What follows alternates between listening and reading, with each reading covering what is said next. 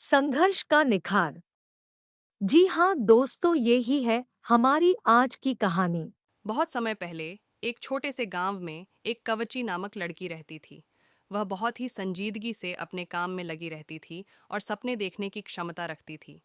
उसका सपना था कि वह एक दिन एक बहादुर कवची बने और लोगों की सेवा करे, परंतु उसके रास्ते में कई संघर्ष आए।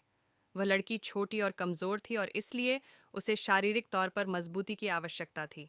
उसने नियमित रूप से संघर्ष करने का निर्णय लिया और खुद को अपने लक्ष्य की प्राप्ति के लिए प्रशिक्षित करने के लिए मेहनत की। उसकी रोज़मर्रा की जीवन शैली में संघर्ष और मेहनत की आदत देखकर लोग उसे हंसते और उसकी मजबूती की कठिनाइयों को नज़रअंदाज करते थे। धीरे धीरे उसके लिए संघर्ष और मेहनत ने फल देना शुरू किया। वह रोज़ नए चुनौतियों का सामना करती, अपनी क्षमता को सीमित करने के बावजूद नहीं हारती। उसकी आत्मविश्वास और संघर्ष की भावना ने उसे बड़े ऊंचाइयों तक पहुंचाया। उसे दिल से विश्वास था कि जब वह अपने संघर्षों को परिहार करेगी तो वह अपने सपने को प्राप्त करेगी। एक दिन, एक महान संघर्ष के बाद उसने अपने लक्ष्य को पूरा कर लिया। वह एक विख्यात कवची बन गई और अपने लोगों की सेवा करने लगी।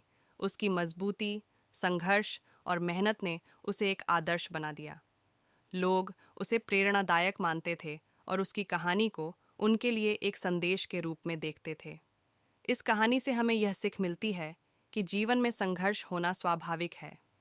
हमें संघर्षों को देखकर नहीं डरना चाहिए, बल्कि उनसे सीखना चाहिए और अपनी मेहनत और संघर्ष की मदद से अपने लक्ष्य की प्राप्ति करनी चाहिए।